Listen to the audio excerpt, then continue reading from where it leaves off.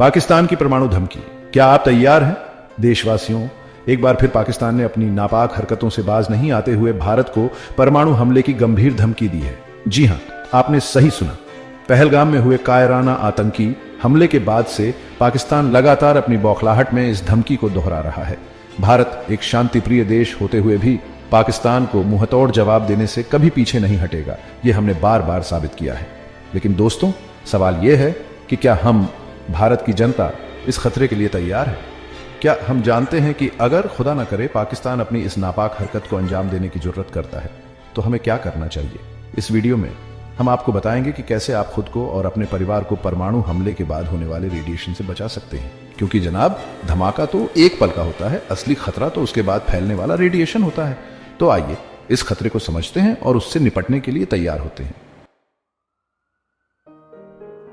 देशवासियों, अगर कभी भी कहीं भी परमाणु हमला होता है तो आपका सबसे पहला कदम क्या होना चाहिए? भागना? नहीं, बिल्कुल नहीं। भागने से कुछ नहीं होगा, बल्कि आप उस खतरनाक रेडिएशन की चपेट में और जल्दी आ सकते हैं।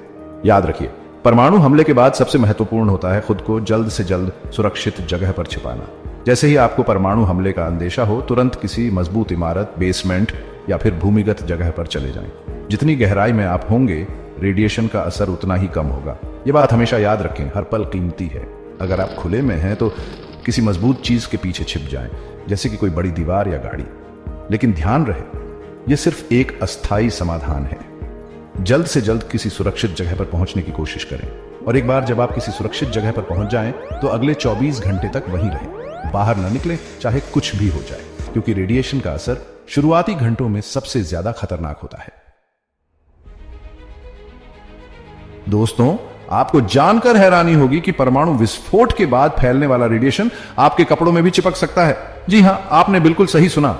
और अगर आपने वही कपड़े पहने रखे तो यह रेडिएशन आपके शरीर में प्रवेश कर सकता है और आपको गंभीर बीमारियों का शिकार बना सकता है।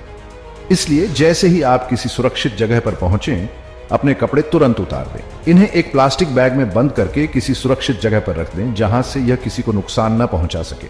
याद रखें, यह कपड़े अब साधारण कपड़े नहीं रहे, बल्कि रेडिएशन से प्रभावित हो चुके हैं। कपड़े उतारने के बाद इन्हें फिर से कभी मत पहने। इन्हें जला दें या फिर सरकार द्वारा जारी दिशा निर्देशों के अनुसार उनका निपटान करें। याद रखें, रेडिएशन से कोई समझौता नहीं। अपने और अपने परिवार की सुरक्षा के लिए यह जरूरी है कि आप इन बातों का ध्यान रखें, क्योंकि जीवन अनमोल है और इसकी रक्षा करना हमारा परम कर्तव्य है। चैप्टर 3। दोस्तों, कपड़े उतारने के बाद अगला जरूरी काम है खुद को अच्छी तरह से साफ करना। परमाणु विस्फोट के बाद हवा में रेडियोधर्मी कण फैल जाते हैं जो आपके शरीर पर भी आ सकते हैं। साबुन और पानी से नहाना इन कणों को हटाने का सबसे आसान और प्रभावी तरीका है। ध्यान रखें, नहाते समय ज्यादा जोर से न रगड़ें, क्योंकि इससे आपकी त्वचा को नुकसान पहुंच सकता है और रेडियोधर्मी कण शरीर में प्रवेश कर सकते हैं। हल्के हाथों से अपने पूरे शरीर को साबुन से अच्छी तरह साफ करें।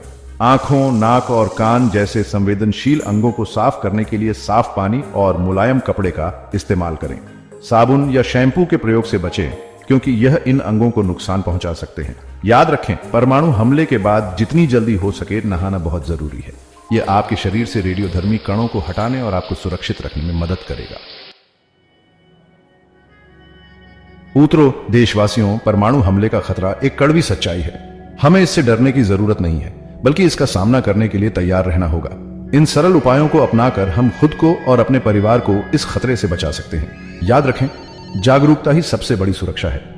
अपने परिवार, दोस्तों और रिश्तेदारों को भी इन बातों के बारे में बताएं, ताकि जरूरत पड़ने पर वे भी अपनी रक्षा कर सकें।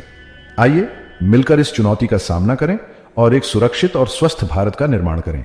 जय हिंद।